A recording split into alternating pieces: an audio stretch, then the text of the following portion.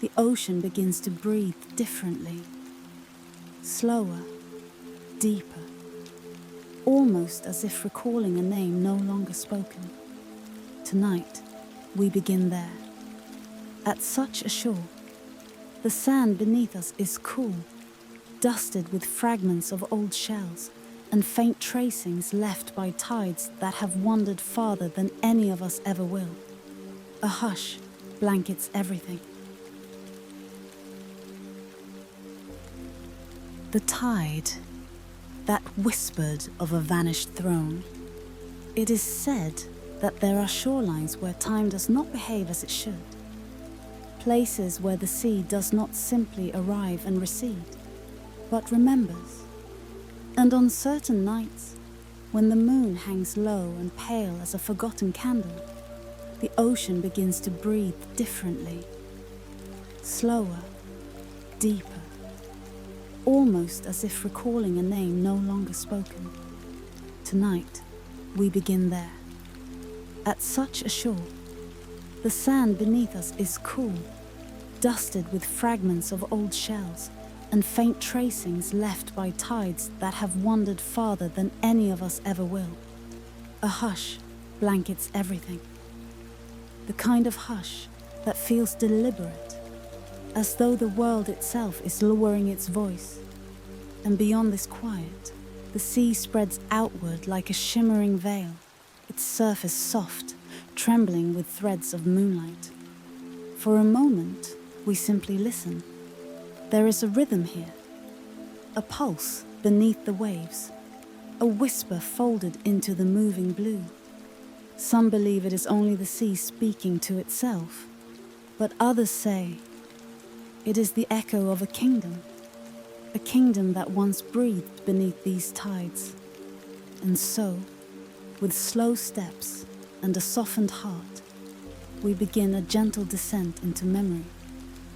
Not our own, but memory carried by the water, held like a sleeping thought beneath every crest and ripple. The ocean is older than the oldest story we have ever written, and there are nights when it lets a little of that age rise toward the surface, like a faint silver mist drifting above the shoreline. Tonight is one of those nights. Beneath the moon's watchful glow, the tide draws inward, revealing a sweep of sand that glitters faintly, as though dusted in something once precious. And you may notice, if you breathe slowly enough, if you let silence settle inside you, that the sea seems to be guiding you, not with force, but with a soft pull, a gentle invitation. Waters tell us that far beneath this water, beneath layers of shifting sand and forgotten stone, there lies the memory of a kingdom whose life was woven not to the rhythms of the sun as ours are, but to the quiet pulse of the moon. Its people, it is said, watched the night far more closely than the day. They considered moonlight a sacred teacher, a soft, silver voice that lit not the world, but the heart. And those who lived in that kingdom believed that every tide carried a message.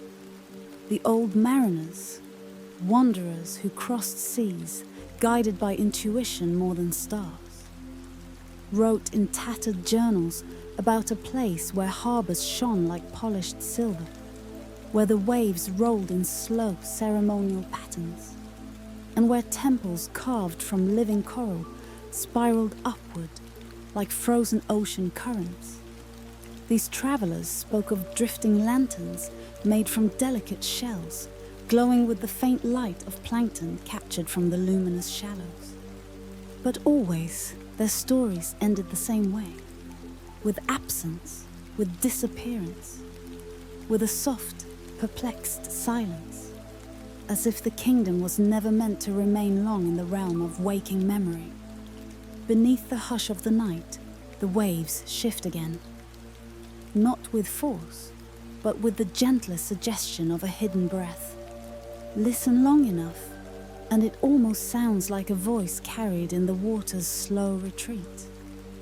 A voice remembering itself, Some cultures speak of water as the world's oldest memory. Others say it is the first storyteller.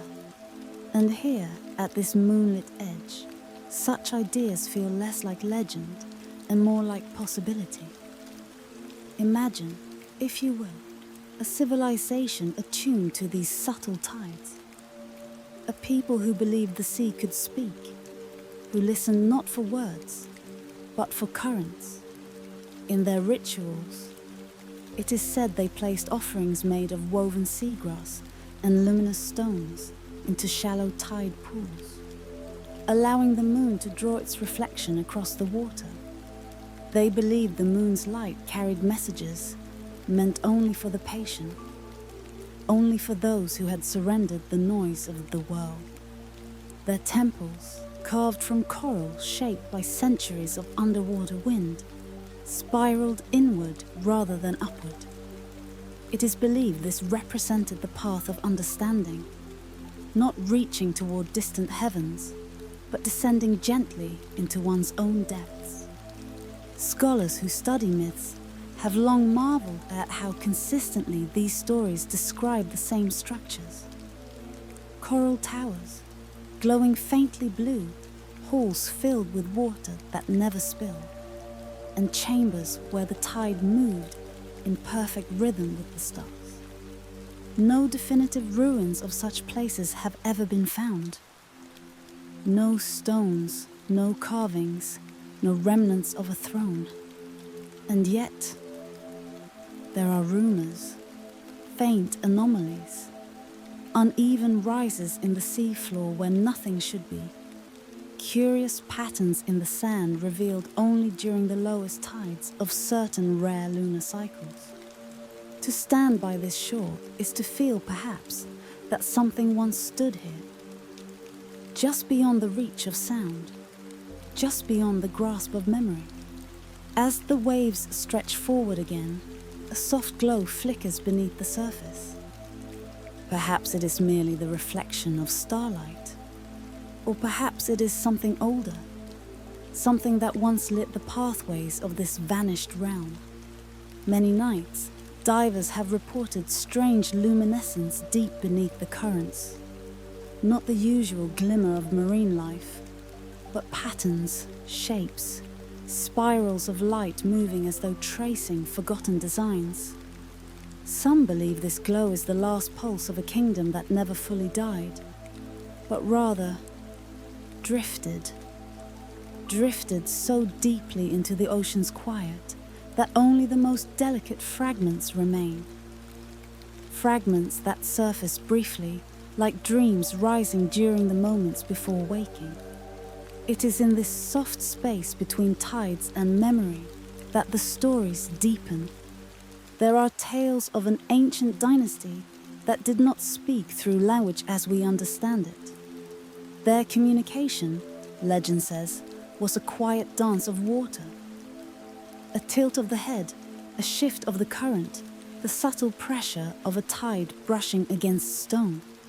They believed words were too heavy, too rigid to carry truth. Instead, they entrusted meaning to the sea's own movements.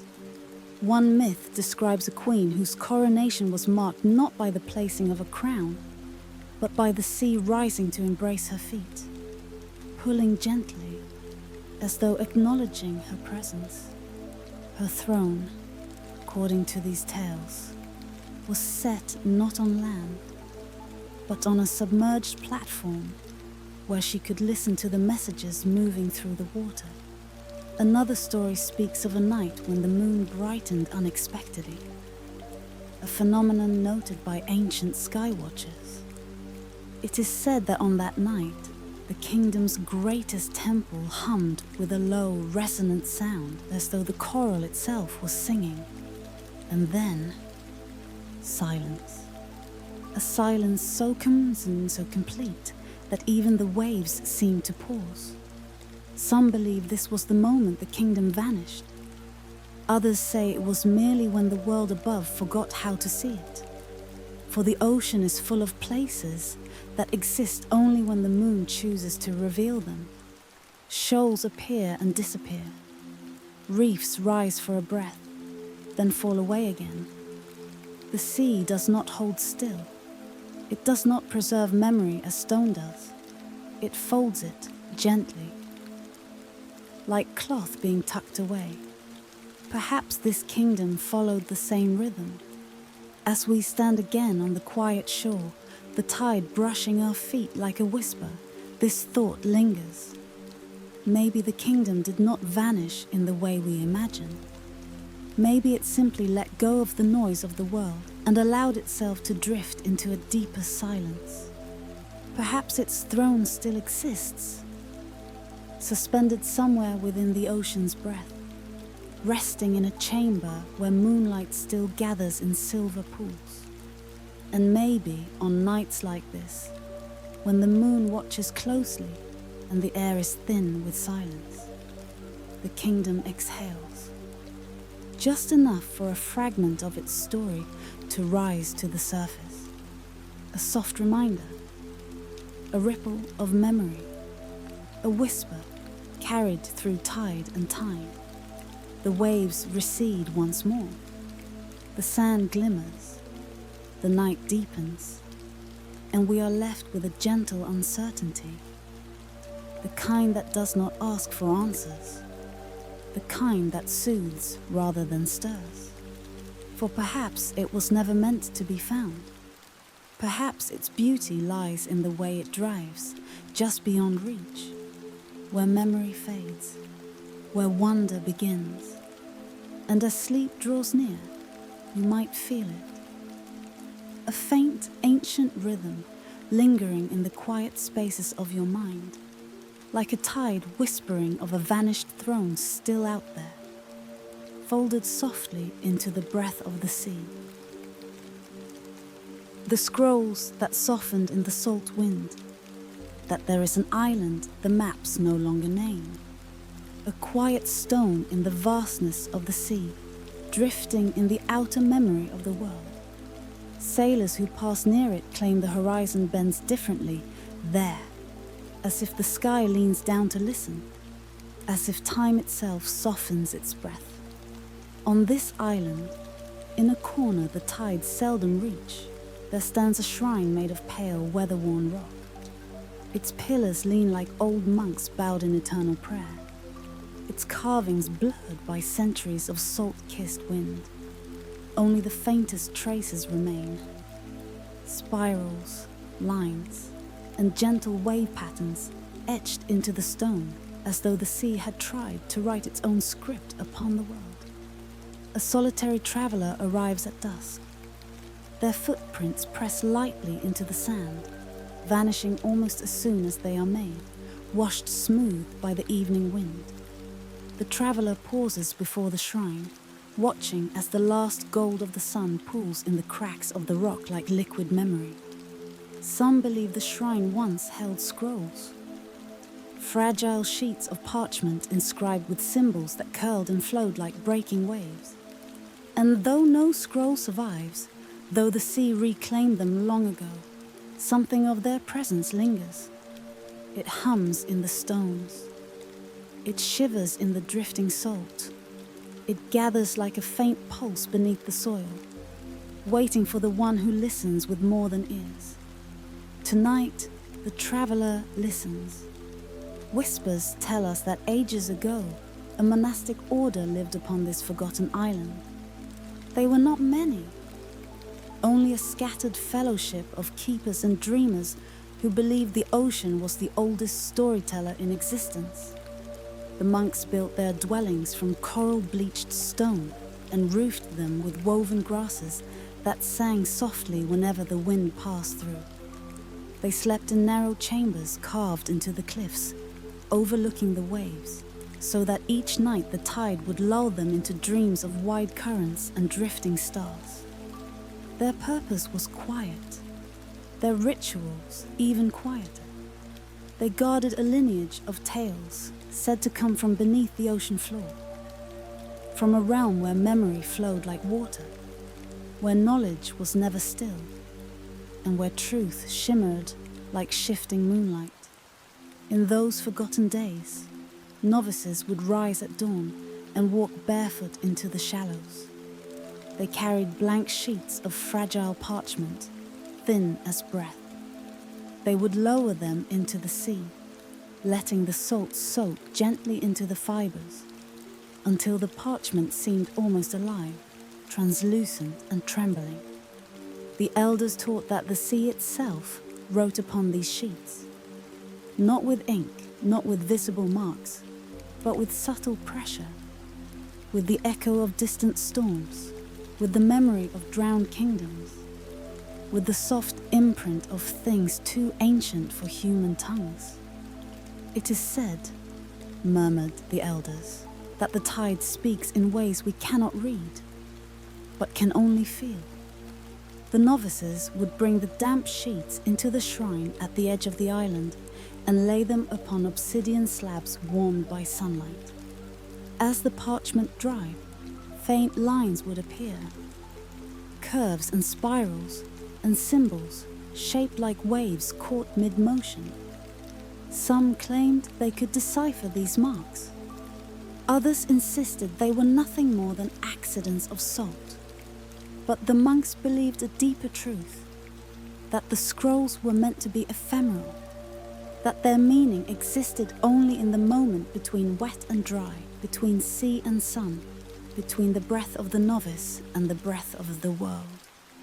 Beneath the silence of the shrine, the traveler imagines these rituals as if they were happening now, glimpsing shadows of monks moving slowly between pillars, hearing the soft drip of seawater from newly lifted parchment, feeling the warm hush of centuries dissolve in the wind. Some nights, legends say, the monks would gather on the northern cliffs, where the moonlight fell silver upon the ocean. They would chant in low, wavering tones, sounds that rose and fell like long, mournful tides. Their voices blended with the whisper of the waves until it became impossible to tell which sound came from the shore and which from the deep. The traveler walks among the ruins now, and though no voices remain, the air feels thick with memory. The island seems to breathe. The stones hold warmth long after the sun has vanished. In the quietest corner of the shrine lies what some once called the Tide Pool Library. It is not a building, not a hall of knowledge, but a shallow basin carved into the stone where seawater gathers after each high tide. The water there is always still, always glassy, reflecting the sky with a clarity that seems unnatural.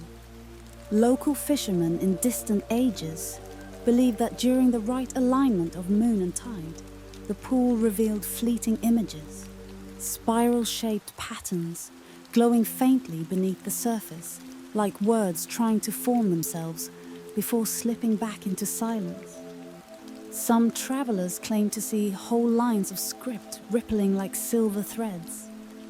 Others saw nothing, but those who watched patiently felt a quiet stirring in their chest, a sense that they were standing at the edge of a story older than language.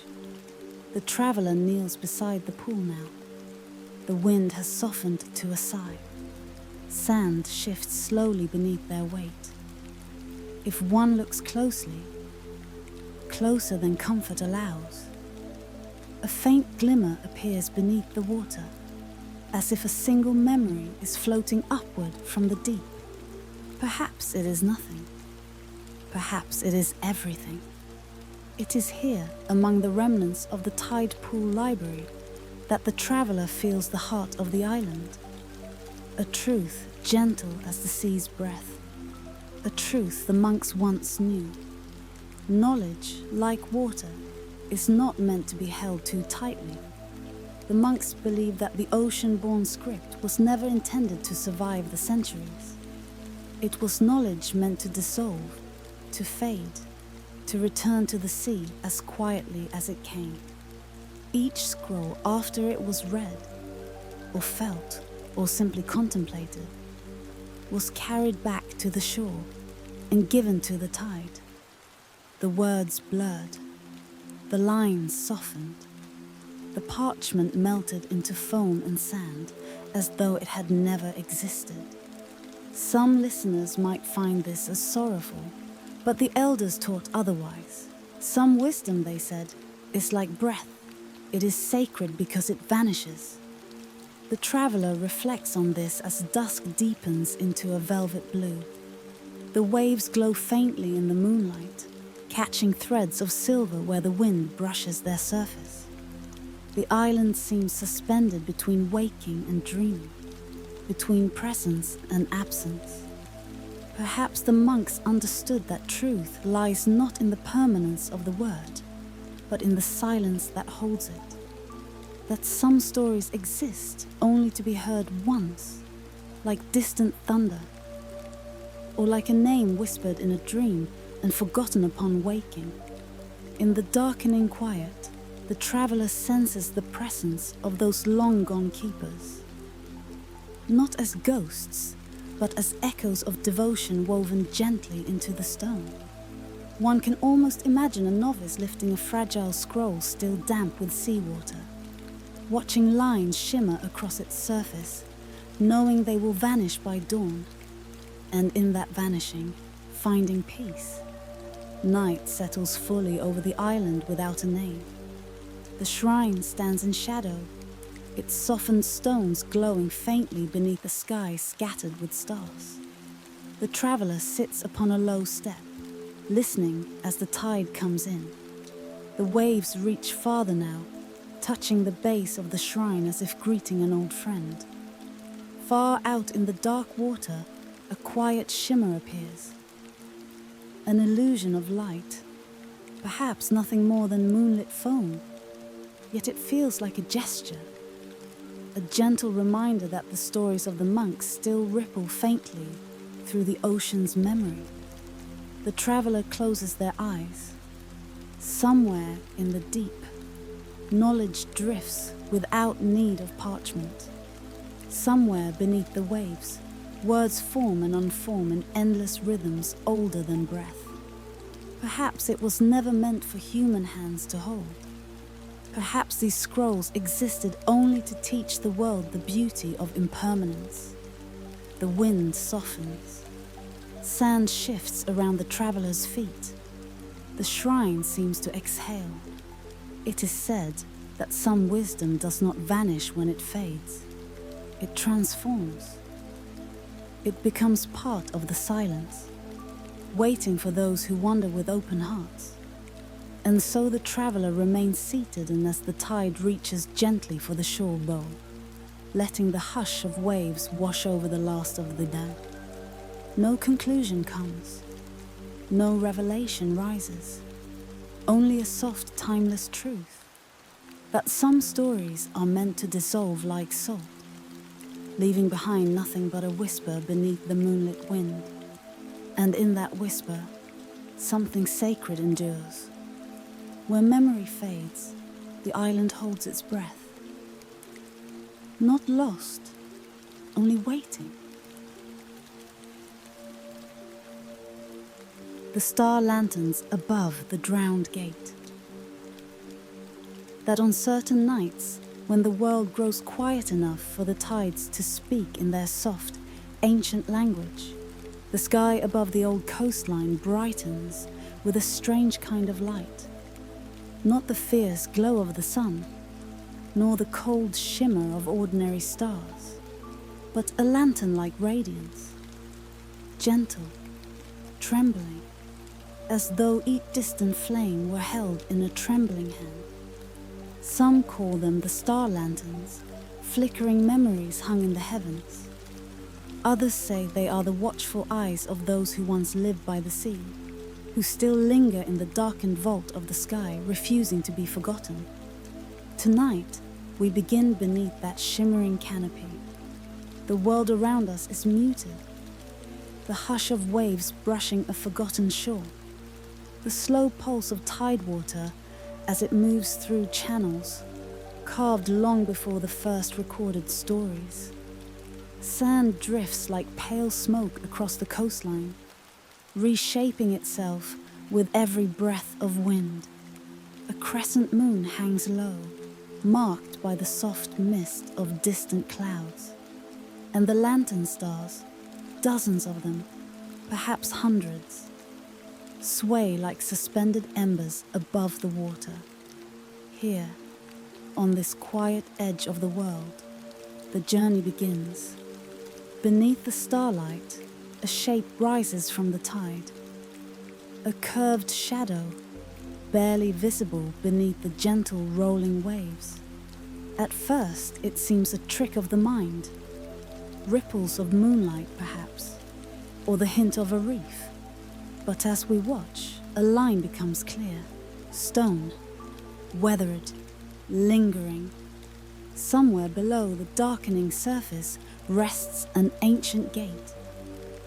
A drowned archway said to open only when stars align with its submerged pillars. The locals rarely speak of it openly. They will nod if you ask, and they may point toward the trembling horizon. But they share the name of the place only in hushed tones, as though speaking it too loudly might wake something best left sleeping. It is said that long before maps were drawn, long before ships were given names, a civilization stood upon this coastline. Their walls were shaped from pale stone, smoothed by countless hands.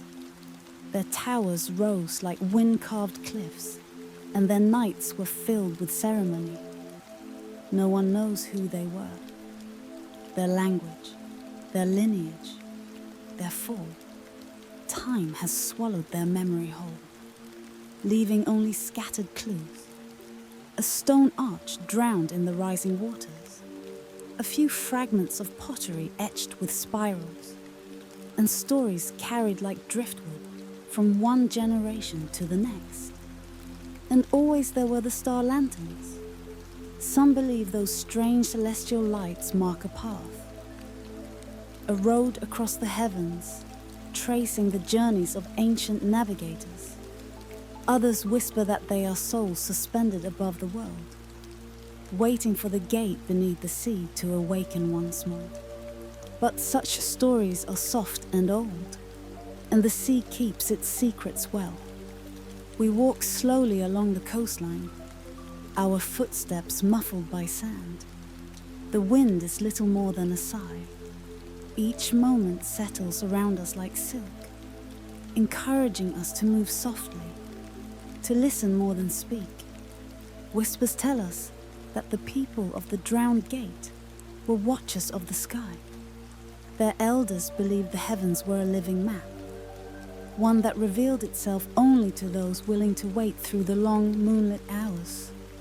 While other civilizations raised monuments to kings and gods, these people shaped their lives around the slow turning of constellations. It is said each star carried the spirit of a departed navigator, a soul who had crossed the great waters and returned to guide others from the realm above. When a lantern star glowed brighter than the rest, it was taken as a sign. Someone had found their way home. Imagine, then, those long nights. Elders standing upon the stone platforms by the water, their robes stirring in the cool wind. Families arranged along the shore, each holding small lanterns carved from hollowed shells or thin petrified wood. The ocean reflecting the stars like a patient scribe copying the heavens onto a trembling page. When the appointed time came, the lanterns would be lit, tiny flames paddling softly inside their delicate shells, and set upon the tide. Dozens of them, perhaps hundreds, drifting outward like fireflies, following the pull of the moon. As the lanterns floated, the people sang. No one remembers the words now, but it is believed their voices echoed the sound of distant tides, weaving a bridge between water and sky. The more daring storytellers say the drowned gate would glow faintly during these ceremonies, a hazy outline visible beneath the rolling waves. Others claim the arch would hum like a deep, gentle breath, as though remembering an ancient purpose. Whatever truth hides behind the myths, one thing is certain. The sea changed here. Something was lost, and something remained. Let us drift deeper into memory, into the half-dream world, where history becomes a soft mirage and myth lends clarity, where facts vanish into silence. Picture a young apprentice of the old civilization standing beside the drowned gate long before it was swallowed by the tide. Behind them, the village glows with torchlight, the flicker of flame dancing against stone walls engraved with spirals, symbols that repeat like a heartbeat throughout the settlement. The spirals represent many things: the turn of stars, the breathing of the sea, the endless cycle of return. The apprentice carries a lantern carved from driftwood. Its shape is delicate, almost impossible, as though crafted by hands that understood the secret language of waves. They kneel by the water, holding the lantern just above the surface. Around them, elders chant softly. Their voices are worn like river stones, smooth and steady. The apprentice listens, bowing their head, inhaling the scent of salt and cooling fire. When the final words of the chant fade, they set the lantern onto the tide. It does not drift away immediately. Instead, it circles gently, turning once, twice, as though considering where to go. Only when the apprentice exhales, releasing a quiet hope into the night, does the lantern move forward, carried by a current that seems almost deliberate. This ritual, according to legend, was a way of offering questions to the sea. The elders believed the ocean knew truths, the stars refused to speak, and so they sent their lanterns drifting outward, trusting the water to read the light, the pattern of reflections on the waves, the angle at which a flame tilted, even the moment a lantern dimmed. All were said to be messages. It is difficult to know what answers the sea returned. The old songs speak of revelations, warnings, glimpses of journeys yet to unfold. But as centuries passed, the sea rose inch by inch, swallowing the platforms, the spirals, the foundations of homes. The civilization dimmed like the final ember of a dying fire, and the gate, the heart of their mysteries, was taken by the tide. In modern times, divers have searched the coastline. They have found carved stones scattered like bones, each bearing the spirals described in old myths. Some have discovered a curved structure beneath a shifting bed of sand. A part of the gate, perhaps, or a fallen pillar. But no definitive proof has emerged. The sea protects its stories with care. Those who study the site often return with their own quiet reflections. They speak of strange soundings in the deep water, soft vibrations that seem to hum through their equipment. They describe the uneasy feeling of being watched, not by danger, but by something ancient, patient, observant. Some divers claim they have seen lantern-like lights beneath the surface at night, small glimmers drifting upward from the drowned gate, only to disappear when touched by moonlight.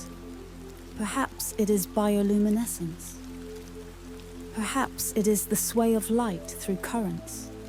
Or perhaps, as some gently suggest, the lanterns still burn beneath the sea, waiting for a night when the stars above remember how to guide them home. And now, as we return to the quiet coastline, the tide moves with an old rhythmic grace. The lantern stars overhead shimmer in their slow dance, drifting gently as though pulled by unseen hands. The drowned gate lies hidden beneath the waves, its stones softened by time. its shape remembered only in fragments of myth and the breath of the sea. It is said the gate still listens, not for footsteps, not for hands upon its pillars, but for alignment, for the night when the lantern stars form the ancient pattern once more.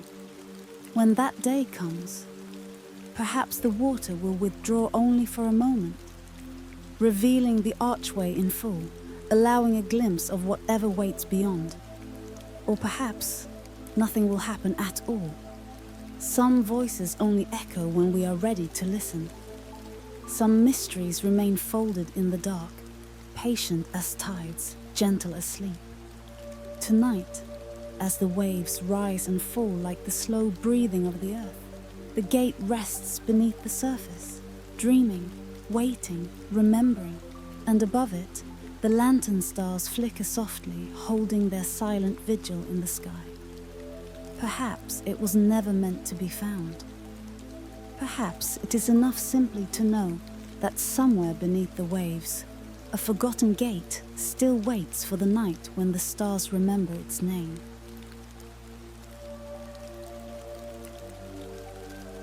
The coral crown beneath a sleeping moon, that on certain nights, when the world grows quiet enough to hear its own breath, the moon does not simply rise. It rests, suspended above the horizon like a lantern held by unseen hands. It drifts in a cradle of silver haze. And on those rare still evenings, too soft for storms, too calm for wind, its light sinks deep into the waters below, illuminating the ocean as though awakening a memory older than land itself. Tonight, the moon hung low over a sleeping sea, its surface unmoving, as if the tide had paused to listen. A faint glow shimmered beneath the waves, not the reflection of the moon, but something older, something whispered about in half-forgotten tales, the coral crown. Some believe it was more than a relic, more than a jewel, more than an artifact of a kingdom swallowed by time. They say it was alive, a circlet of coral that pulsed like faint embers, threads of crimson and gold weaving through its porous branches. A crown grown, not forged, a halo carried from tide to tide, shaped by the rhythms of the sea herself. In forgotten corners of the ancient world, carved on pillars half claimed by salt and wind, you may still find its image. A crown marked by spirals, each one echoing the moon's slow, eternal dance across the sky. Where memory fades, the sea remains, guarding stories the sun has long abandoned, and it is beneath the sleeping moon that our story begins. Imagine standing on the forgotten shoreline of an ocean realm erased from maps. No waves break, no gulls cry. Only the breath of the deep moves here, unfurling like a long exhalation from the world's first dawn. It is said, the ancient sovereign, the last ruler of the luminous kingdom, once walked these sands. Their footsteps pressed shallow marks into the shore, instantly filled by light rather than water, and on their brow rested the coral crown, warm to the touch, glowing faintly, as though it remembered stars older than the night. Legends whisper that the moon itself would bow to this crown, lowering its silver face until its light pooled around the ruler's silhouette, forming a path of illumination stretching far out into the water. A path meant only for them, a path few dared to follow. Tonight, the moon hangs just so, low, full and waiting. Perhaps, if you listen closely, you can still hear the faint hum beneath the waves. A soft resonance like a distant choir, humming a note too sacred to be sung aloud.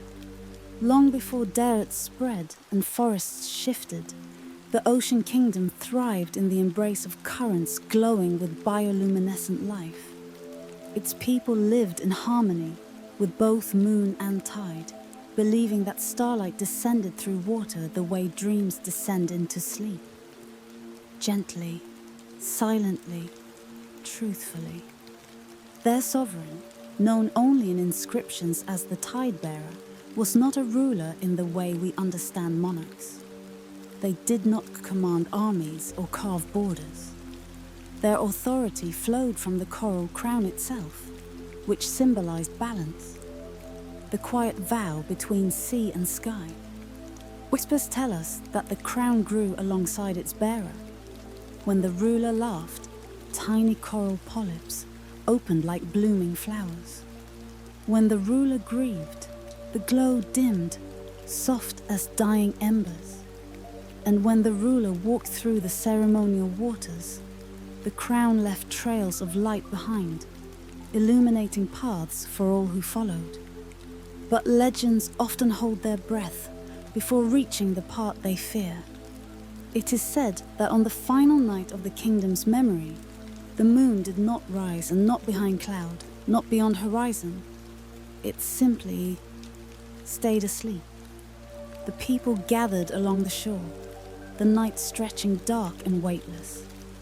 They looked to their sovereign, whose crown glowed more faintly than ever before. Some believed it was a warning, others an omen. But the Tide-bearer stood silently at the edge of the water, staring into a darkness so deep it seemed to swallow even sound. And then, without word, without ceremony, they stepped forward into the water, into the moonless night, into the silence that felt like the world forgetting how to dream. The crown was the last thing anyone saw, a dim coral halo sinking beneath the surface like a falling star. No wave followed, no splash marked their passing, just silence, and then the dark. By dawn, the kingdom had vanished. Centuries folded over centuries. Empires rose like tides and fell like foam. Mountains lifted, deserts cracked, seafloors shifted. The luminous kingdom was swallowed by myth, consumed by the slow erosion of memory. But sometimes, when the earth is excavated gently, lovingly, the past still whispers. Archaeologists have unearthed coral fragments far from any ancient sea. Fragments with no logical origin. Coral found in desert caverns. Coral embedded in the walls of forgotten temples. Coral tucked inside burial mounds older than known navigation. And on every piece, faint markings appear. Spirals, like the swirl of a seashell.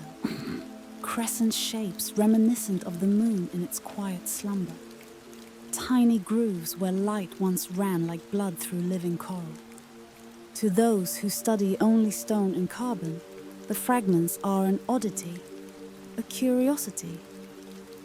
But to those who listen, truly listen, they are echoes, soft reminders of a journey once taken across luminous waters. Hints that the Tide-bearer's last walk may not have been one of abandonment, but a ritual of return. A return of the crown to the place where coral is born, where starlight sinks deepest, where secrets rest easiest. It is said that some nights the water along remote coasts glows faintly, not with plankton or disturbance, but with the rhythmic pulse of something breathing far below. Something patient, something remembering. The coral crown has become, in the stories we tell ourselves, an emblem of a delicate truth, that harmony is heavier than any metal, and unity more fragile than any jewel. Perhaps the Tide-bearer understood that the crown was never theirs to possess, that leadership was not a matter of owning power, but carrying it only long enough to place it back where it belonged. Perhaps the moonless night was not a disappearance, but a homecoming. In the echoes of the legend, the crown becomes more than coral. it becomes the quiet ache of responsibility. The gentle weight of guiding without dominating, of shining without burning, of carrying light without claiming it. It becomes a memory of the softest truth, that all things beautiful eventually fade, not in tragedy, but in accordance with their own mysterious rhythms.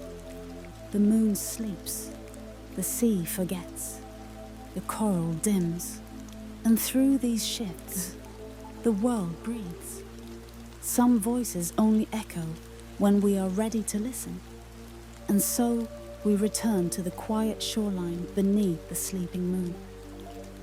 That lantern, suspended in a cradle of silver cloud. Its light strokes the surface of the water, tender as a memory rediscovered in a dream. Far beneath, deeper than any diver can reach, lies a faint glow, soft, pulsing, unhurried, as though a coral crown still breathes in the dark, keeping its ancient promise to both sea and sky. Perhaps it was never meant to be found. Perhaps its light does not seek discovery, only remembrance. Some relics are not lost. They are simply keeping watch where no footsteps can follow. And if you listen now, in the gentle hush before sleep, you may almost hear it, a distant hum, steady as a heartbeat, echoing from the quiet deep, a reminder, a reassurance, a soft glowing truth, that even in darkness, there are things that continue to shine, unseen, unclaimed, but never forgotten.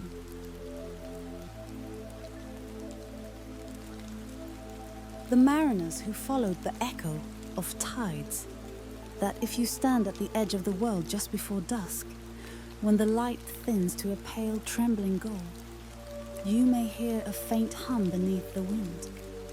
Some claim it is nothing more than the shifting breath of the ocean. Others whisper that it is the oldest memory on earth, the one the earliest mariners learned to follow. In forgotten ages, long before compasses were carved or chronicles inked, the sea was not a barrier, but an illuminated script. Its currents were the lines, its tides were the voice, and upon this living book drifted vessels so slender and silent that they often seemed like shadows cast by the moon itself. Crafted of pale wood, smoothed by 1,000 prayers, their hulls curved like the crescent of a newborn moon. Delicate, but impossibly resilient, holding together not by force or nails, but by the patient wisdom of hands that trusted the sea more than the land. On nights when the stars shimmered with a thin veil of salt light, these mariners gathered at the horizon's trembling edge. They did not carry maps, they carried stillness. Some would close their eyes, others would rest their palms upon the cool planks of their boats, and together they would listen for a particular sound. A layered echo hidden beneath the stronger roar of the waves. Whispers tell us this echo was not a sound at all, but a feeling, a pulse, a memory that rose within the chest like a tide made of breath instead of water.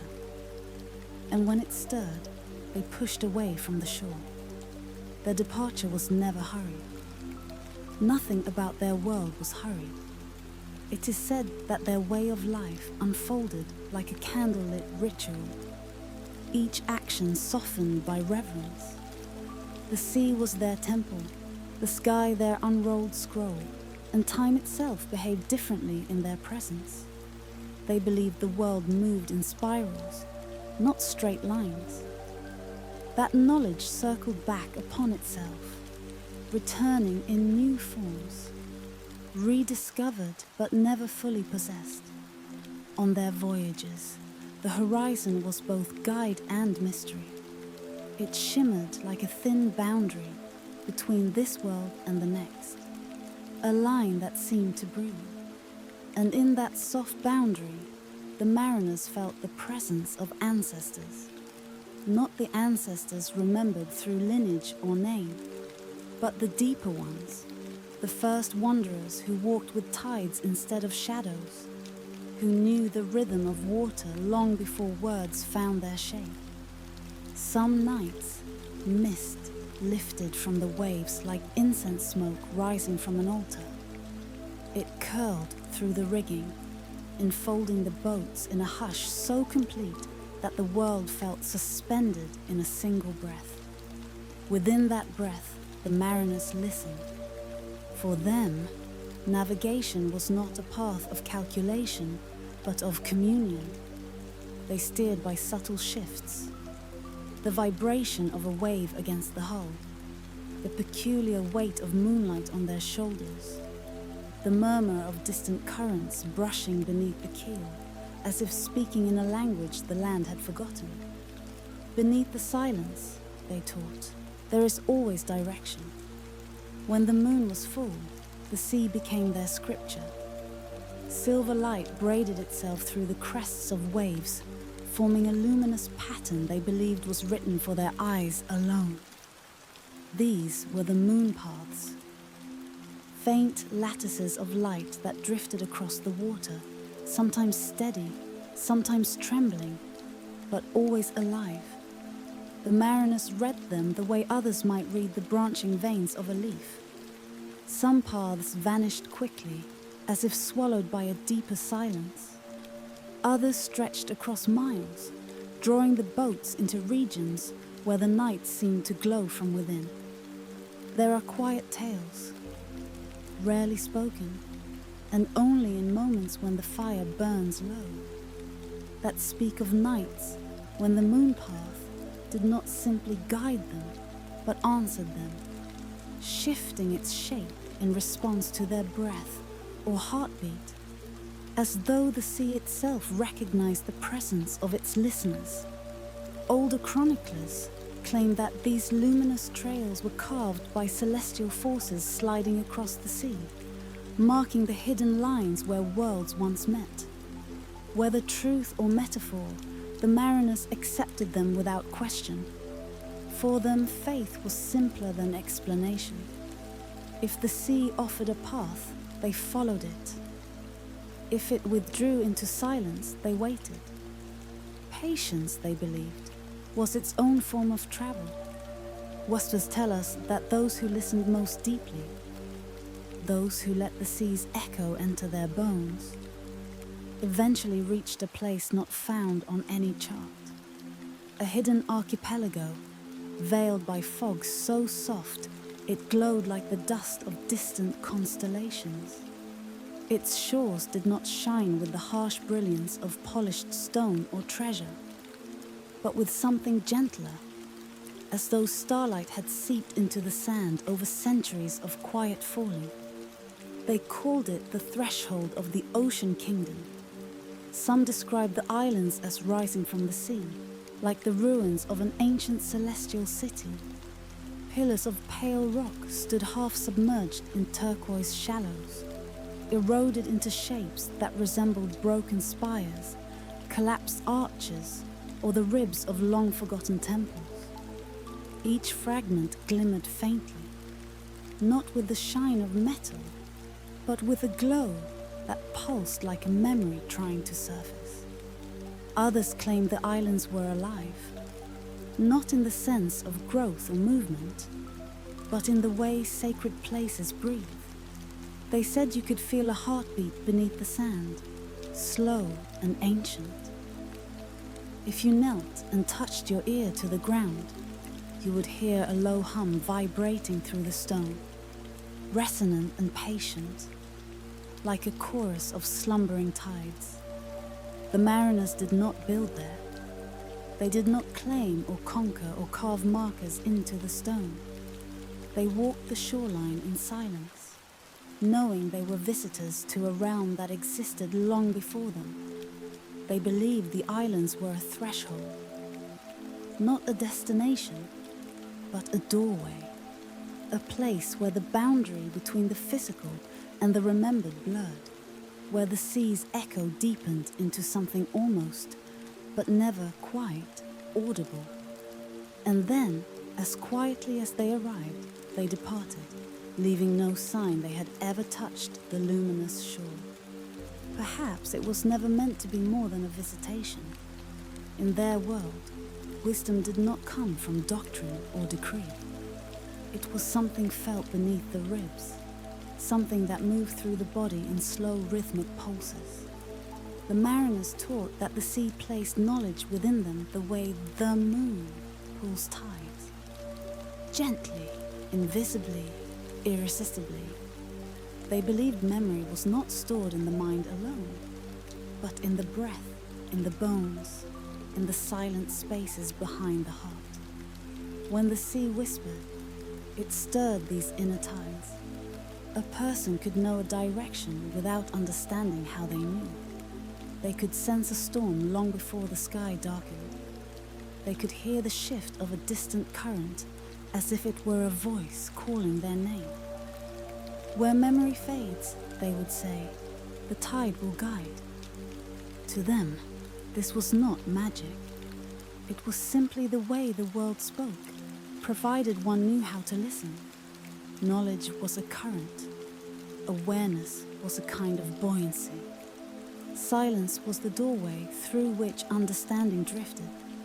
Some of their last surviving teachings tell us that every human being still carries this inner tide, that the echo remains within us, dimmed but not extinguished, awaiting the moment when we become quiet enough to feel it again.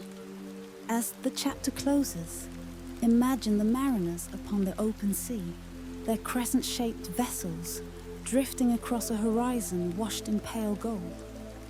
Fog gathers around them like a soft cloak. The water moves with the gentleness of breath. Nothing disturbs their passage. Not wind, not urgency, not the weight of time. They move by listening, by trusting, by surrendering to the echo that rises from the depths and whispers through the ribs like an old half-forgotten prayer. Perhaps they never disappeared at all. Perhaps they continued to sail, not across the oceans we map and measure, but through the quieter waters within us. The waters we visit only when the world grows still, when the night deepens, and when sleep opens its slow, drifting gates. Some voices only echo when we are ready to listen. And so, as the tide of night draws close, let the thought linger. Somewhere in the uncharted spaces of memory, the mariners are still voyaged following echoes we have forgotten how to hear, yet which may, in the softest hours, find their way back to us.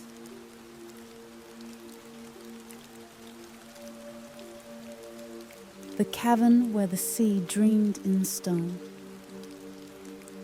with a sound that is hardly a sound at all. A soft, deliberate drip, falling into the stillness like a single note played inside a sleeping harp. It echoes across a darkness older than any story, older than kingdoms, older than charts and maps, and the hands that drew them. Some say it is the last heartbeat of a tide that withdrew thousands of years ago and never returned. Others whisper that it is the cavern itself breathing slowly in its eternal slumber. At first, the place appears simple. A hollow carved beneath a forgotten stretch of coastline, a quiet chamber buried beneath layers of time and salt.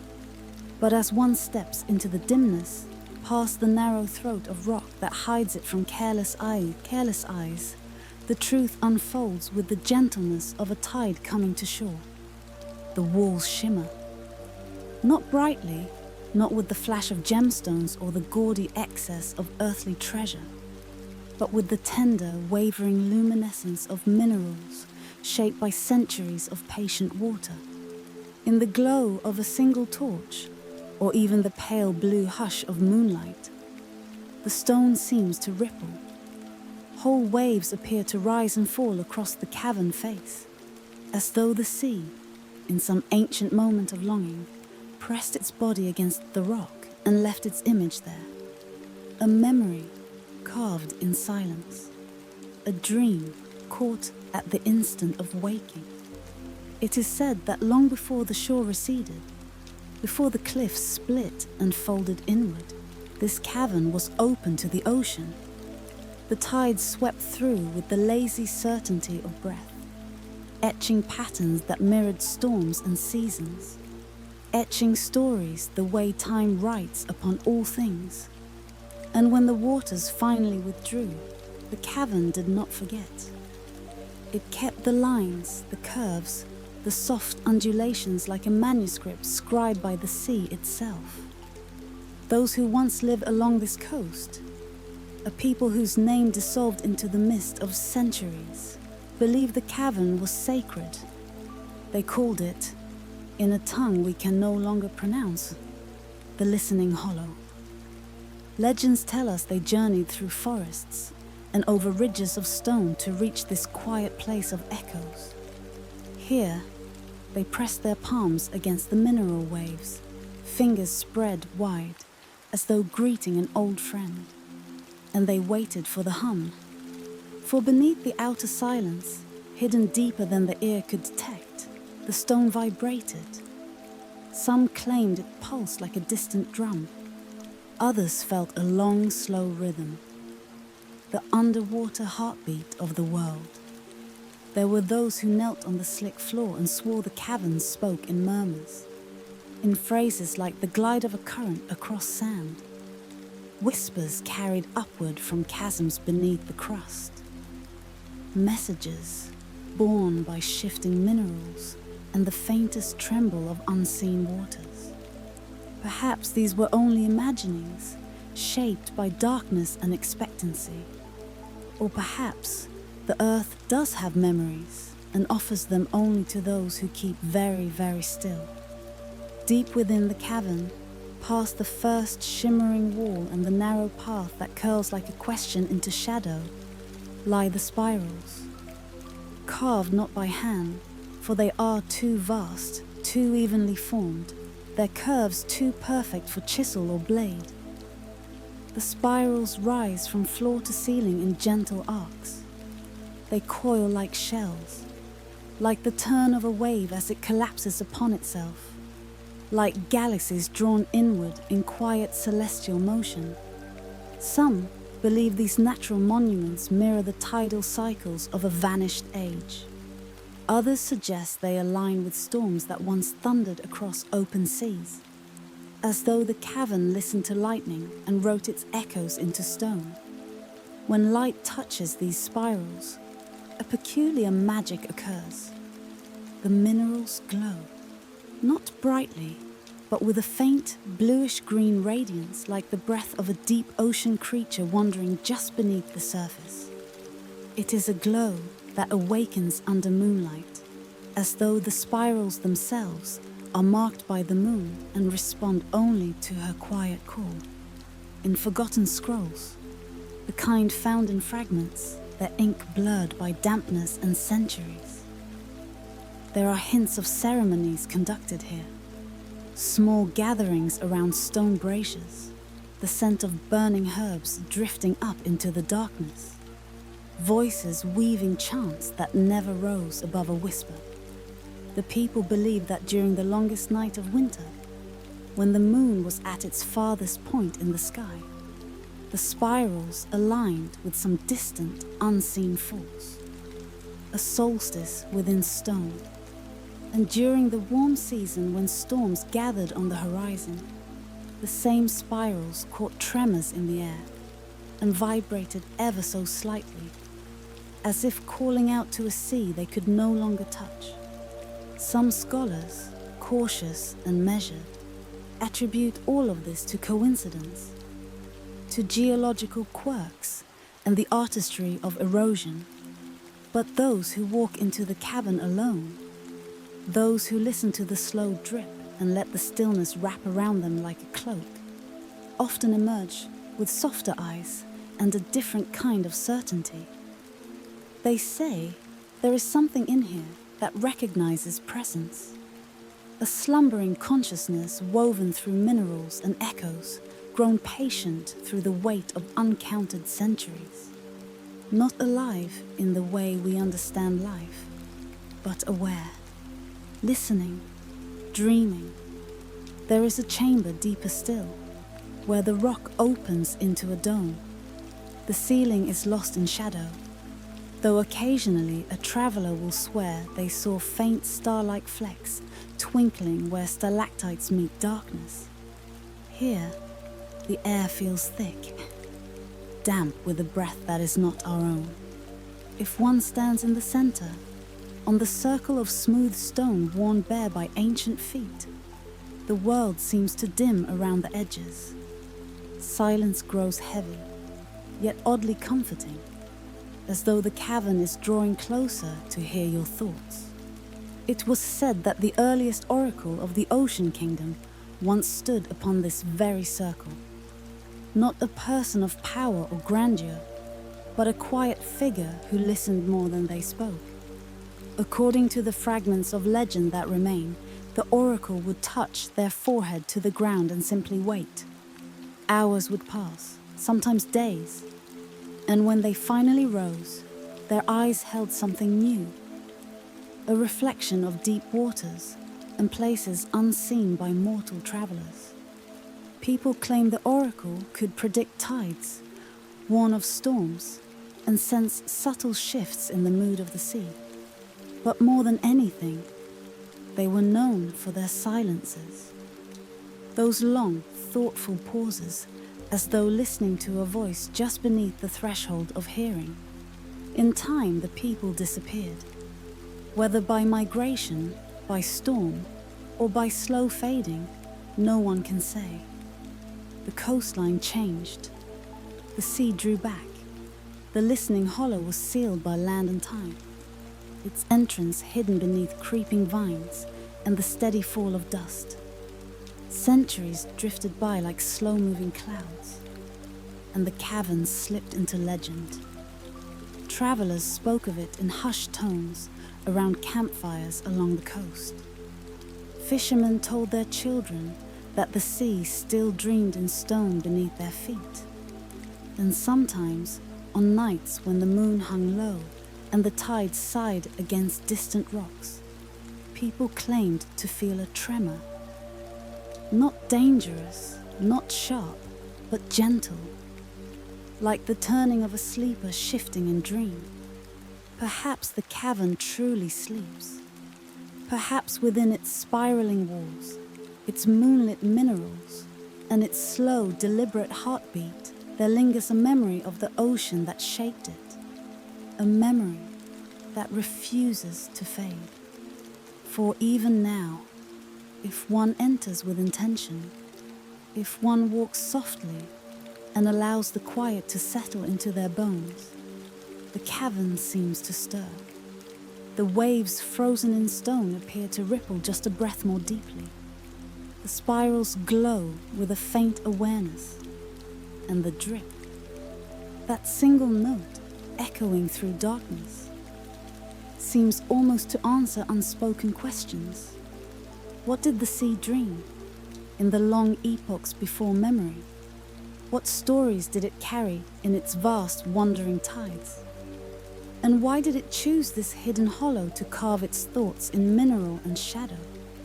Perhaps it was never meant to be found. Perhaps its whispers rise only for those willing to stand very still and listen without expecting clarity. For some voices only echo when we are ready to hear them. And so the cavern remains, a cradle of stone and silence, a place where water once wrote its dreams and where those dreams continue to drift upward like bubbles rising through fathomless depths, never quite reaching the surface, never quite breaking into words. In the stillness, beneath the hush of ancient breaths, the cavern waits, not for explorers, not for answers, but for the quiet moment when a wandering soul steps into the dark and simply listens.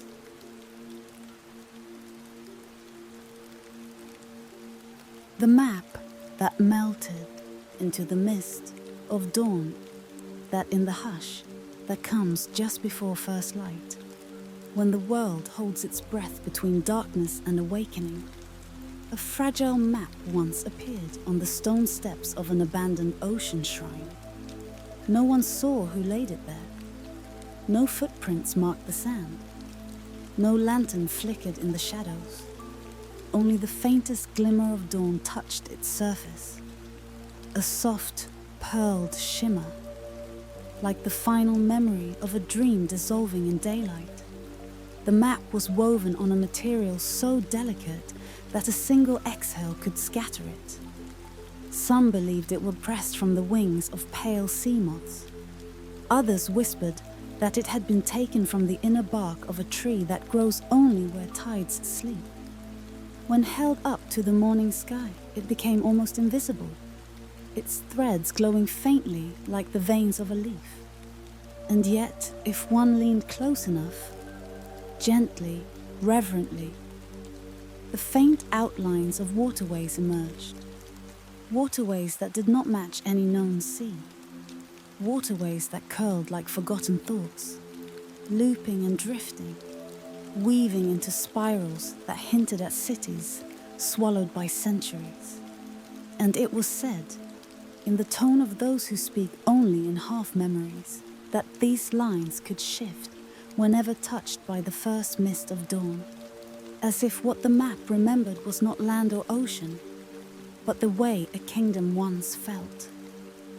Fluid, elusive, impossible to hold. Imagine now the shrine at the edge of the world. The stone steps are warmed by ages, smoothed by tides that once rose higher, back when the moon circled closer and pulled the oceans into great silver mountains. Seagrass, salt faded and bending with every sigh of wind, surrounds the ruins like a gentle curtain. At the center of this quiet place lies the map. Mist gathers above it, drifting like soft breath from the earth. The air is still enough that one could hear a grain of sand roll over stone. And as light finally touches the horizon, that first, almost imperceptible thread of gold, the lines of the map tremble. They do not shake. They rearrange, as though waking from a long and restless sleep. Paths lengthen, channels retreat. Some symbols fade into tiny sparks, then disappear. Others appear where nothing had been before, marked with crescent moons, spirals, and the faint suggestion of gates beneath water. This is the moment that draws the listeners closer. This is where the chapter opens its ancient door.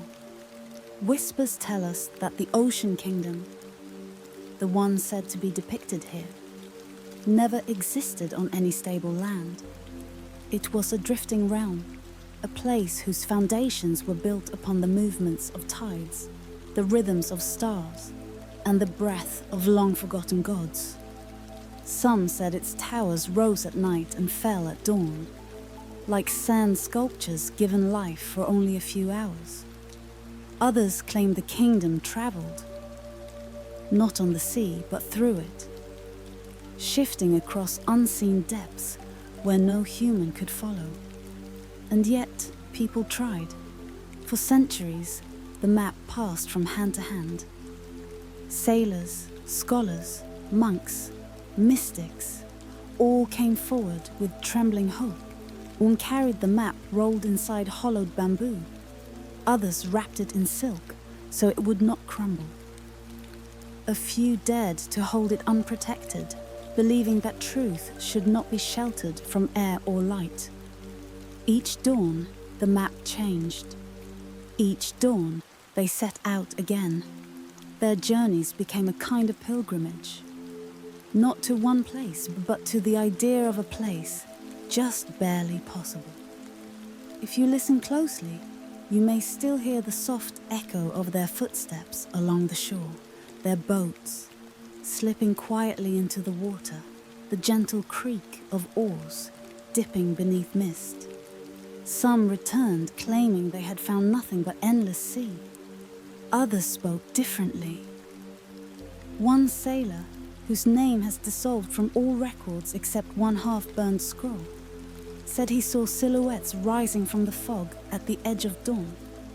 They were tall, slender, almost wind-shaped, like statues made of morning light. He could not describe their faces, or said he dared not. But he remembered one thing. They were standing on water. Another traveler, a monk who spent decades studying the geometry of tides, wrote of hearing faint bells beneath the sea, chiming in patterns that matched the shapes on the map. He claimed the sound came not from metal, but from coral, ancient, hollowed by centuries, singing in the pressure of shifting currents.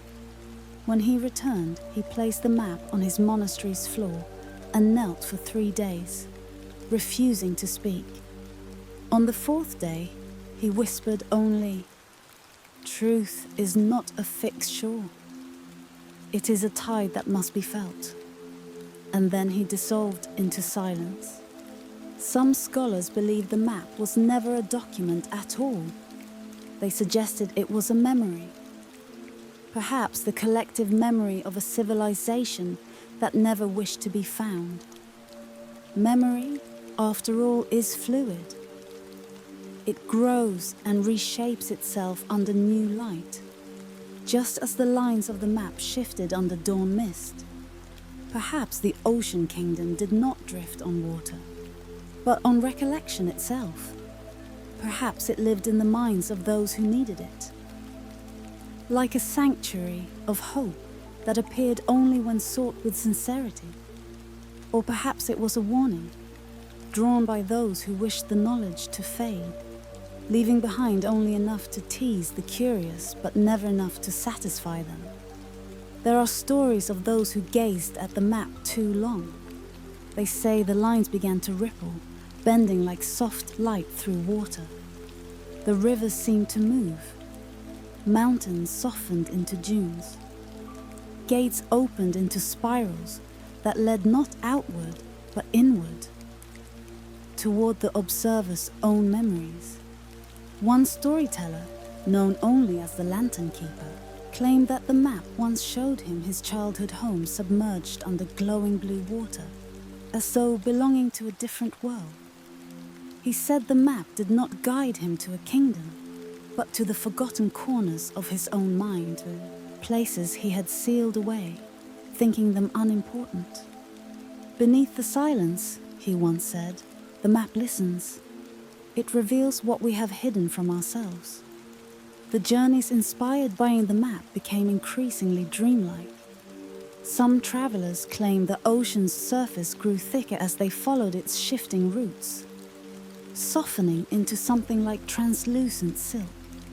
Others spoke of seeing distant lanterns drifting beneath their boats, though no hands held them. There was even a tale of someone who, upon reaching a calm, moon-pale inlet, saw the reflection of a city in the water, but not the city itself. Towers, arches, bridges, all shimmering below the surface, as if waiting for someone brave enough to dive through. No one knows whether these visions were real or born from longing, but history often grows from longing more than fact. Whispers tell us that those who saw the shimmering silhouettes returned changed. Their voices softened.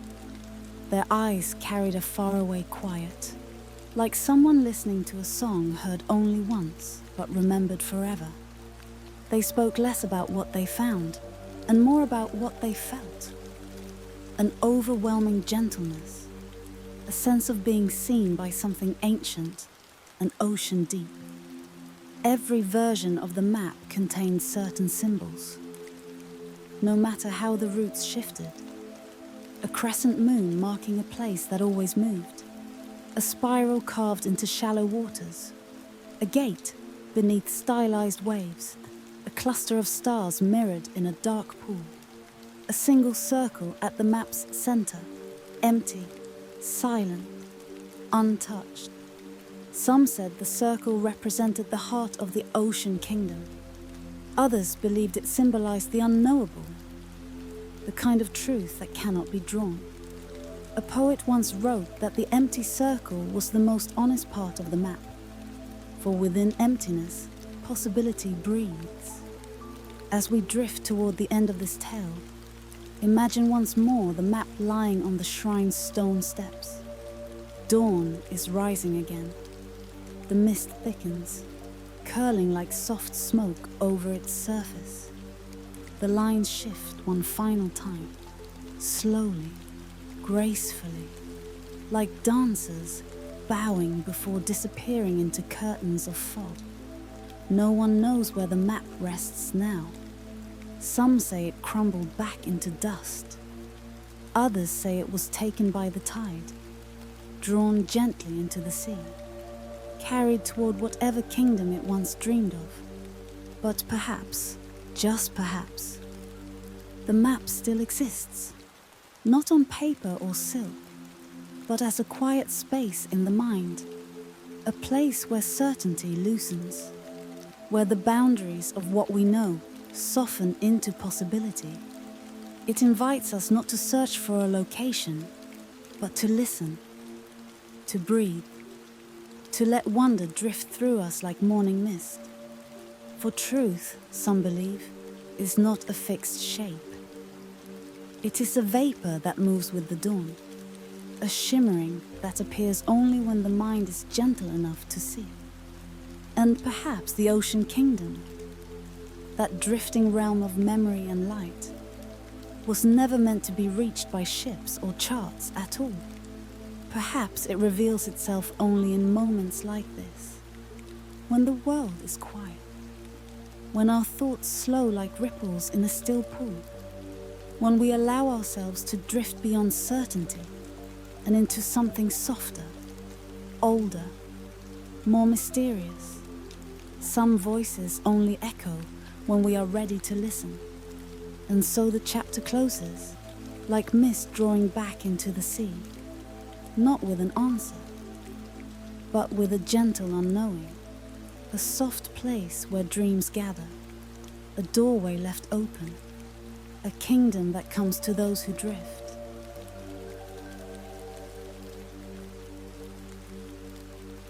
The pearl that carried the breath of an empire, it begins, as many forgotten things do, with a shimmer too faint to fully trust. In the hush between tides, when the sea is neither arriving nor leaving, there is said to lie a single iridescent pearl, small enough to rest in a child's palm, yet vast enough to hold the memory of an empire. Some describe it as a moon trapped in a tear of the ocean. Others say it is only an illusion, a trick of dusk light on wet stone. But the old mariners, those who drifted farther than maps allowed, speak of it with a quiet solemnity. They say the pearl glows softly when night deepens. They say it carries within its curves the final exhale of a realm that breathed with the tides. And if one holds it long enough, with a patience shaped by longing rather than urgency, faint silhouettes begin to gather inside its translucent heart. Fragments of a world that once sang beneath salt winds, a vanished port emerging in miniature, paper lanterns drifting like lost thoughts, columns half drowned in a shimmering haze, the soft shadows of the ceremonial processions moving as though underwater. It is said the pearl remembers all of this, and more. And so, beneath the stillness of the moon, the listener is invited closer, not to disturb the silence, but to share in it, to sit before an object shaped not by hands, but by the slow sacred labor of water and time, to breathe gently and listen, long before the empire crumbled into whispers and seabed dust. It was known as Aruvian, though some texts use gentler names. The realm of the tides, the kingdom of quiet harbors, the people of the breath, The names differ, but the memory is the same. Civilization that lived not beside the sea, but with it, as though sharing a single set of lungs.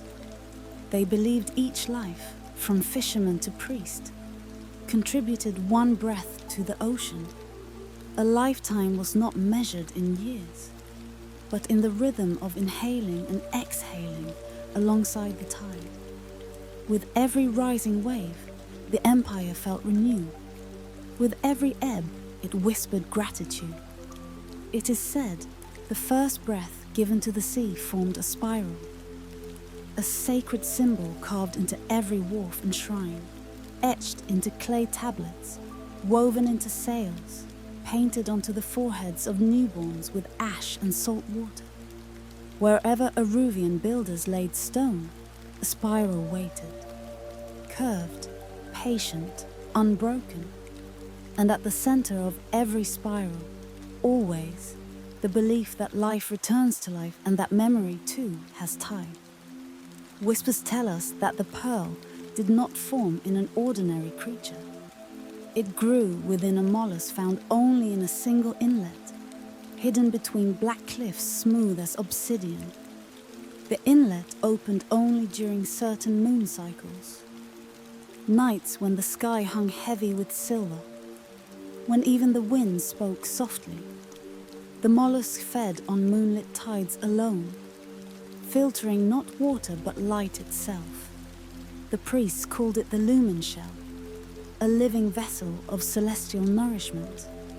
From its slow, luminous hunger, the pearl was born. Layer by patient layer, curve by patient curve, it gathered radiance like dew gathers dawn. Some say the mollusk sensed the empire's fate long before the people did. That each glimmer inside the growing pearl was a breath, a sigh, or a memory drifting toward preservation. Others believe the pearl was a gift from the moon, a tear shed for a people too gentle for the storms that later found them. But beneath the silence of centuries, no answer has hardened into certainty. Those who once held the pearl described visions soft as candle smoke. A child claimed to see the grand harbor of Aruvian, the long stone wharves carved in spirals, so finely etched they seemed to turn under moonlight. An elder swore he saw lanterns drifting in a procession across the water, their flames unmoving, as though time inside the pearl did not obey the rules of the waking world.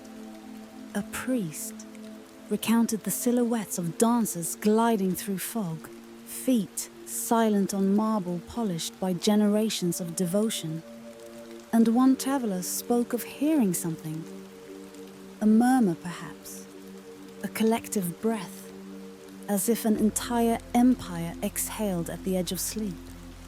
No one could agree on what the pearl truly revealed, but all agreed on this: its visions never appeared to the impatient.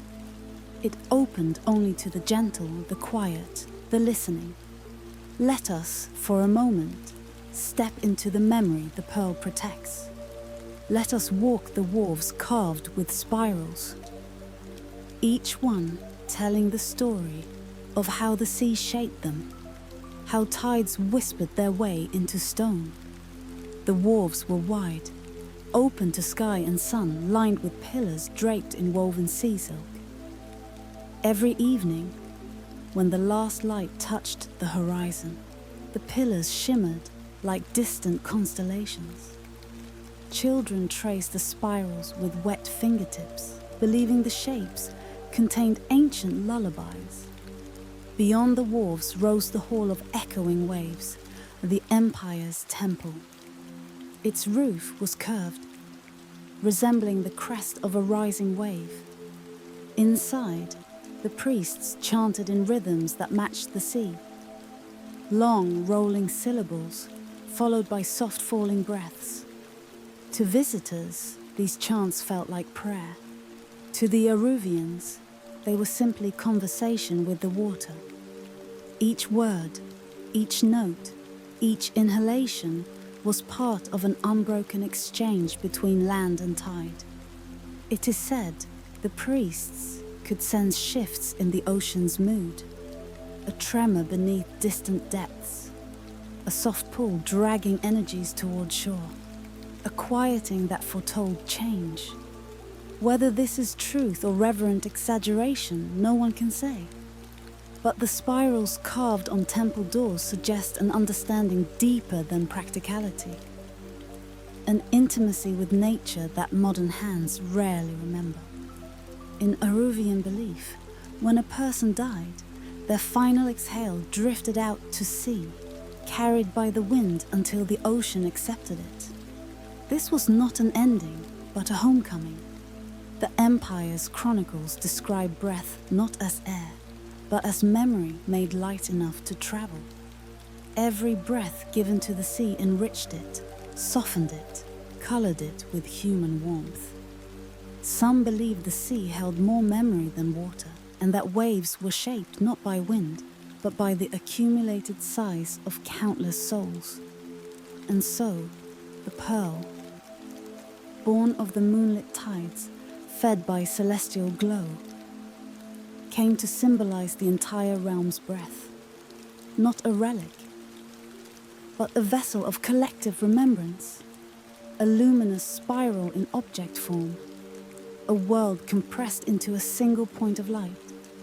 In time, the Empire slipped away, not through violence or catastrophe, but through the quieter unraveling that history rarely bothers to record.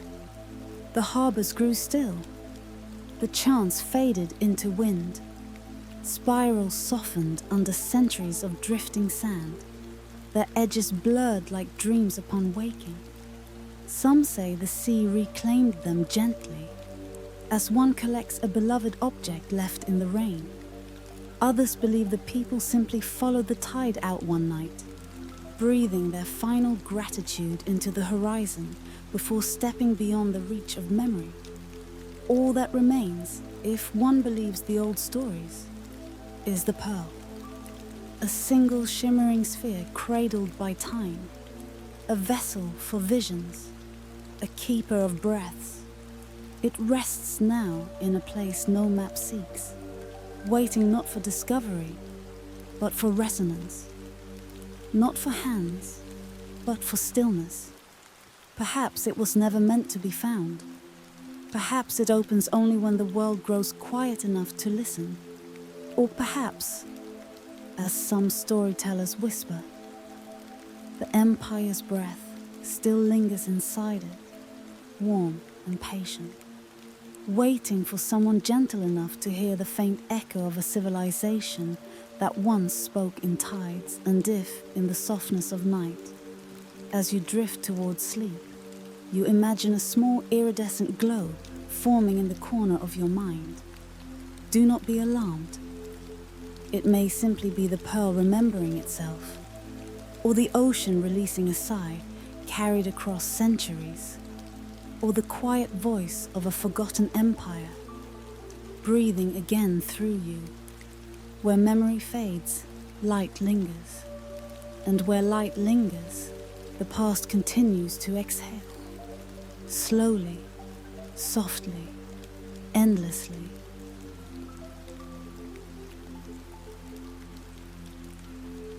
The oracle who watched over the moonlit shoals that there are nights when the sea forgets to breathe, when the waves settle into a silver hush so complete that even the stars lean closer to listen. On such nights, the horizon dissolves into a faint shimmer, neither sea nor sky, but something between them, a threshold of quiet possibility. It was upon this trembling edge of the world, beneath the long drift of moonlight, that a chain of shoals stretched like pale bones across the water. Some ancient maps painted them as a broken necklace.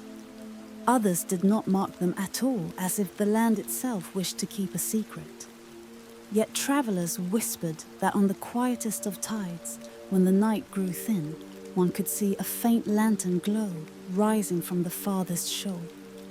They said this light belonged to an oracle who did not dwell in a temple of stone or in halls of carved prophecy, but in chambers woven from tidal grasses, salt-hardened reeds, and driftwood, bleached by the seasons of the moon, walls that rustled in the faintest breeze, like pages turning themselves, rooms where sea foam dried into delicate filigree and the floor hummed softly with the rhythm of the tide beneath.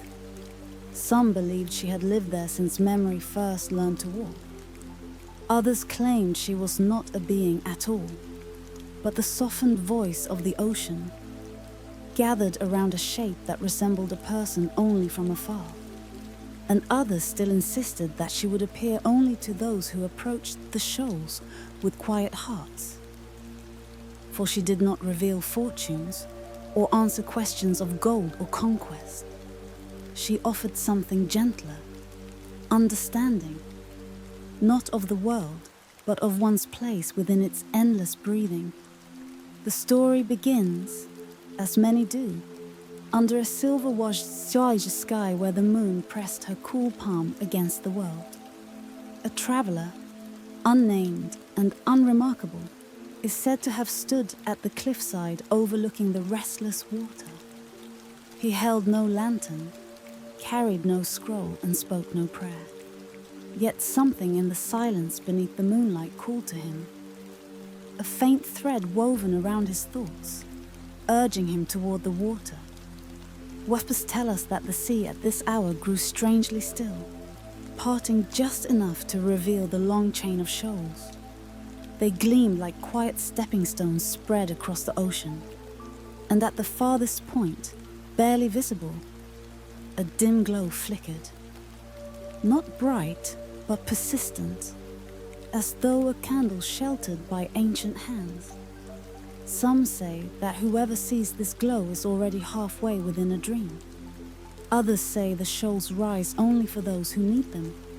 But the traveller, sensing something gentle and wordless, began to walk. The sand glistened under his feet.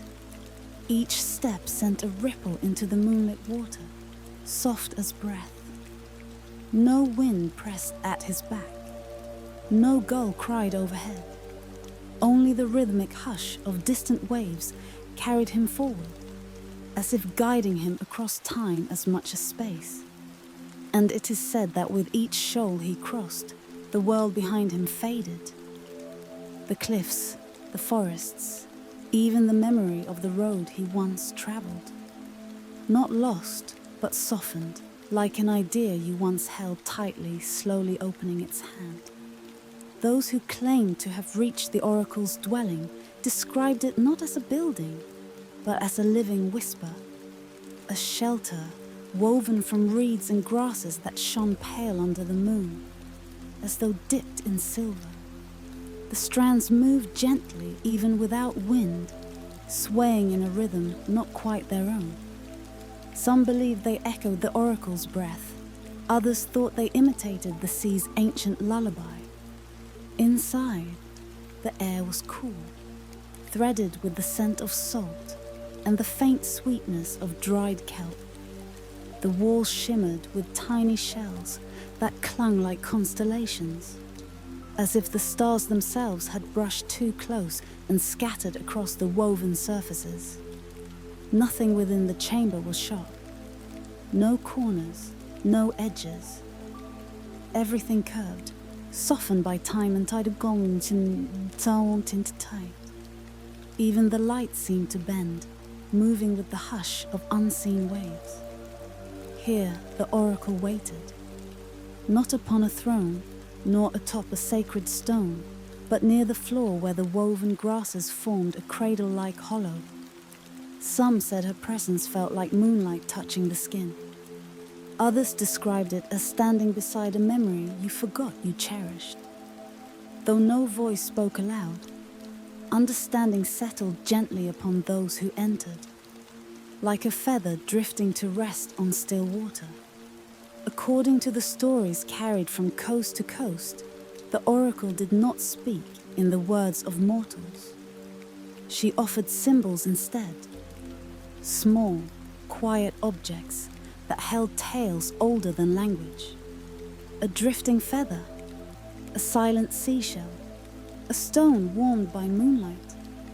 Each gift appeared simple, yet it carried depth that traveled further than speech. A feather might mean release, or lightness, or the courage to rise from long-held sorrow. A seashell might mean listening, or returning, or the echo of the something once believed lost. A moon-warmed stone might tell of endurance, or the comfort found in accepting the seasons of one's own heart. Travelers said the oracle placed these objects into their hands without explanation. Some waited for a deeper message to unfold. A vision, a revelation, a divine command. But none came. For her wisdom was not revelation at all. It was resonance. A tide meeting another tide. A quiet truth brushing gently against the truths we already carry, inviting them to soften, to shift, to breathe. In her presence, travelers often realized that the answers they sought were not distant secrets waiting to be uncovered. They were small, familiar feelings they had long neglected, like forgotten lights at the edge of their own thoughts. Whispers tell of those who crossed the moonlit shoals, each drawn by a longing they could not name. A wandering sailor who had lost his sense of direction, not on the water, but within his heart. The oracle placed a seashell in his open palm. When he pressed it to his ear, he did not hear the ocean, only the steady rhythm of his own pulse. He returned to his ship with a soft smile, for he remembered that direction is not found, it is chosen. A young woman who carried grief like a stone under her ribs. The oracle offered her a feather. When she set it upon the tide, it floated toward the horizon, rising on each wave as if lifted by unseen hands. It did not erase her sorrow, but it showed her that weight can travel without sinking. A scholar, hollowed by too many questions, arrived seeking final truth. The oracle gave him a stone warmed beneath the moon. He held it until dawn, feeling the warmth slowly fade. Understanding blossomed not from the stone, but from the passing of its warmth. That even the brightest answers cool, and that knowledge is a tide forever in motion. None left with certainty, yet all left with a gentler heartbeat. In forgotten corners of the earth, elders still murmured that the oracle's chamber was not built upon the shoals. It grew there, as if the sea, longing to offer comfort, shaped herself into a dwelling of soft grasses and whispering walls. Some claim that the oracle herself was once a traveler who never returned, her spirit weaving into the shoals like threads of moonlit tide. Others believe she was born from the breath between waves, a guardian of the fragile space where questions rise and answers drift just beyond reach. Where memory fades, the stories diverge. Some depict her as ageless, others describe her form shifting with the moon, appearing clearly at full moonrise and dissolving into mist when the sky waned. But all agree on one thing. Her purpose was never to reveal what will be, but to soothe what already is, to remind weary hearts that they are part of the sea's enormous patience, that every moment of uncertainty, every quiet ache, every unanswered question belongs to a greater rhythm that holds more kindness than we often allow ourselves to believe. As dawn crept across the water, brushing the shoals with pale gold, the oracle's chamber softened. The grasses grew still, the shells dimmed, the warm stone cooled in the traveler's hands. And then, so gently, it was almost like a sigh, the chamber dissolved into the morning mist. Some say this is why no one has ever found the shoals in daylight. Others insist the oracle retreats into the calm spaces between thoughts, watching and waiting until the next heart wanders close to the rhythm of her tide. The traveler stood alone on the final shore, the path behind him already fading beneath the rising tide. In his hand, the warm stone glowed faintly, with the last memory of moonlight. He did not understand its meaning fully, not yet. Perhaps he never would. But he felt its quiet presence settling within him like a tide turning in the night. And that was enough. For wisdom, as the oracle whispered without words, is not a truth we hold tightly, nor a map that leads to clarity. It is the soft meeting of one uncertainty with another, a gentle recognition, a breath expanding, a tide meeting a tide. As the world brightened around him, the traveler walked back toward the shore, the sound of the ocean rising once more to greet the day. Behind him, the shoal slipped under the waves, vanishing like a dream returning to the deep. And somewhere, perhaps just beyond the waking world, perhaps even closer, the oracle watched, not to guide nor to command, but simply to witness, a quiet guardian of all that sways softly within the heart, marked forever by the moon's patient glow. Perhaps she was never meant to be found. Perhaps she still waits in the silence between tides. Perhaps her voice echoes only when we are ready to listen. But on nights when the sea forgets to breathe, if you look closely at the horizon, you may yet see a faint lantern glow, just enough to remind you that some wisdoms arrive like waves, soft, slow, and eternal.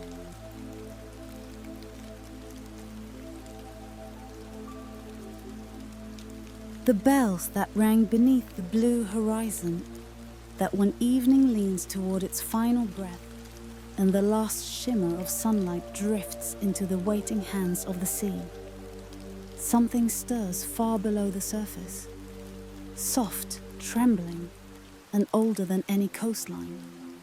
Some call it an echo, others call it a memory, but those who have listened closely, they speak of bells.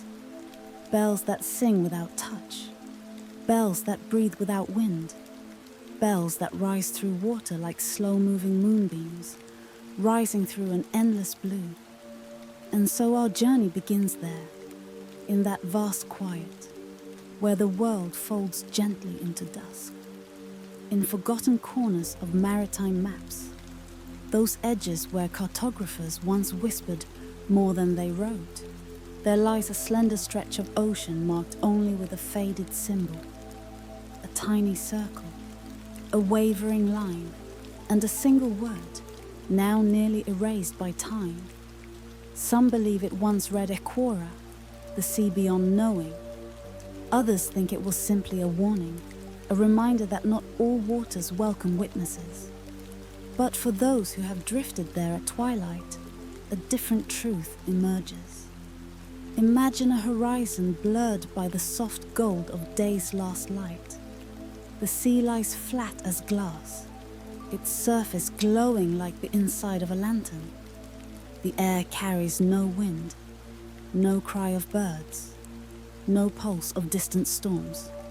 Instead, there is only stillness, a stillness so perfect, it seems carved rather than born. And in this quiet, just as the sun lowers itself into the cool embrace of the western waves, a faint shimmer ripples through the deep. Then, far below the surface, something begins to tremble. Light bends, waves quiver. The ocean holds its breath, and from that hush, the bells begin. Not loud, not sharp, but soft. So soft they feel like the sound of memory itself. A low, rounded tone that travels upward as though carried by moonlight, a sound that seems neither near nor far, neither ancient nor new, but suspended in a space beyond time. Whispers tell us that these bells were forged in an age when sky and sea were believed to sing in harmony, mirroring each other's motions like two great celestial mirrors, and that the last kingdom to honor this union, the Ocean Kingdom, crafted its rituals around these very tones.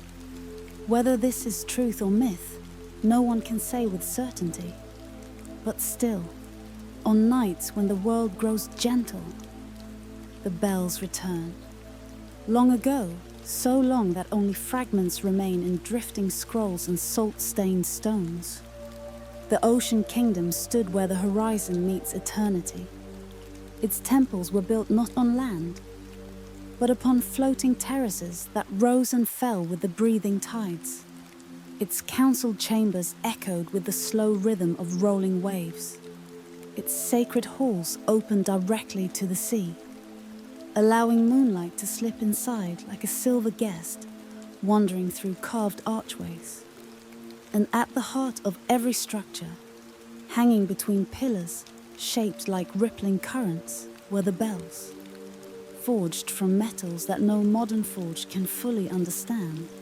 Their surfaces bore markings that mimicked constellations, spirals, tiny starbursts, delicate crescents, etched with a precision that seems less hammered than whispered. The metal itself, some say, held flecks of a mineral that glowed faintly under moonlight, giving the bells an inner illumination that pulsed like a dormant heartbeat. It is said these bells did not ring for sound alone. They rang for passage, for meaning, for alignment. The Ocean Kingdom believed the world existed in layers. The sky realm above, the earth realm in the middle, and the deep realm below. And where these realms touched one another, brief windows of harmony opened. Balance was born. Fate could be rewritten, souls could cross thresholds unseen. The bells, according to tradition, guided these crossings. When a voyager set out across distant waters, a bell was rung to mark the direction of their breath, their purpose, their spirit's intention. When new life entered the world, a softer bell, smaller, shaped like a rising droplet, was chimed 3 times to welcome the soul into its earthly shell. And when someone left this world, the largest bell, the one said to hold the very tone of the moon, was sounded once, and its deep voice drifting outward like a slow shimmering farewell. But beyond ceremony, the bells held another purpose, one both sacred and secret.